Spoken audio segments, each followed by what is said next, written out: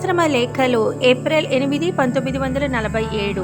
ఈ మధ్య పెద్దన్నయ్య పిల్లలు శాస్త్రి మూర్తి భగవాన్కు ఒక జాబు రాశారు. ఏమంటే, చిరంజీవి భగవాన్ తాతయ్యకు నమస్కారాలు, ఏది కావాలంటే అదల్లా వచ్చే మంత్రం నీకు వచ్చునా, వస్తే వెంటనే రాసి పంపు, ఇట్లి నీ మనవలు శాస్త్రి మూర్తి అని రాశారు.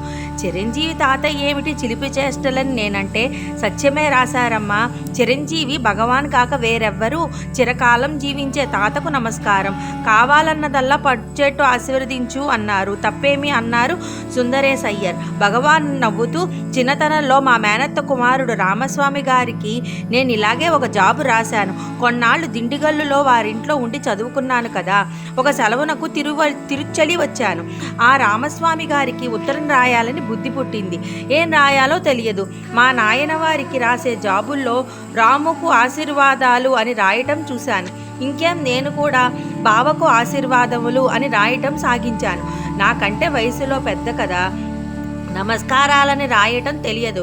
అందరికీ ఒకటే అనుకున్నాను. తర్వాత వారు పరిహాసం చేస్తే తెలిసింది అన్నారు. ఆ రామస్వామి గారి వద్ద భగవాన్కి ఎక్కువ చనువు కాబోలు అన్నారు ఒక భక్తులు.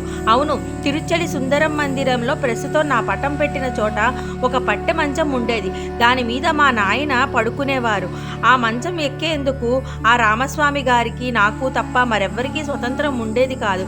నాయన ఊళ్ళో లేనప్పుడు మేమిద్దరం దాని మీదే పడుకునేవాళ్ళం. తల్లి లేని వారు కనుక, రామస్వామి గారికి స్వాభావికంగా చొరవ ఎక్కువ కనుక నాకు తప్ప మరెవ్వరికీ ఆయన వద్ద చనువు ఉండేది కాదు. మహా గంభీరమైన వ్యక్తి అన్నారు భగవాన్. ఆ రామస్వామి గారిని ఎప్పుడైనా ఇక్కడికి వచ్చారా అన్నారా భక్తులు. చాలా రోజుల క్రితం ఒకసారి వచ్చారు. వారికి ఊరు కదలటం అంటే గండం. ఇక్కడికి వచ్చిపోయే వారంతా నన్ను గురించి చెబుతూ ఉండేవారట. చూద్దామని సాచి వేస్తూ ఉండగా, ఇదిగో ఈ విశ్వనాథుడి పెళ్ళి వద్దని పరిగెత్తుకొని వచ్చాడిక్కడికి. వీరు రామస్వామి గారి కుమారులే, తీసుకొని వెళ్ళాలని వారి తలపు. కన్న కడుపు కదా, రాక తప్పింది కాదు. బయలుదేరి వస్తున్నామని ఈ విశ్వనాథునికే జాబు వచ్చింది. వీరు నాకు ఆ సంగతి చెప్పక జాబు తెచ్చి నాకిస్తూ, దిండుగల్లు కొండ కదిలిందట అన్నారు చమత్కారంగా. అదేమిటో అని జాబు చూస్తే సమాచారం తెలిసింది. మర్నాడే వారు వచ్చారు. తర్వాత వారే నాకు జాబులు రాస్తూ స్వామికి నమస్కారాలని రాస్తున్నారు. స్వామి ఆశీర్వదించారని నేను రాస్తాను. వారికి అప్పట్లోనే ఆశీర్వాదాలు అందాయన్నమాట అన్నాను.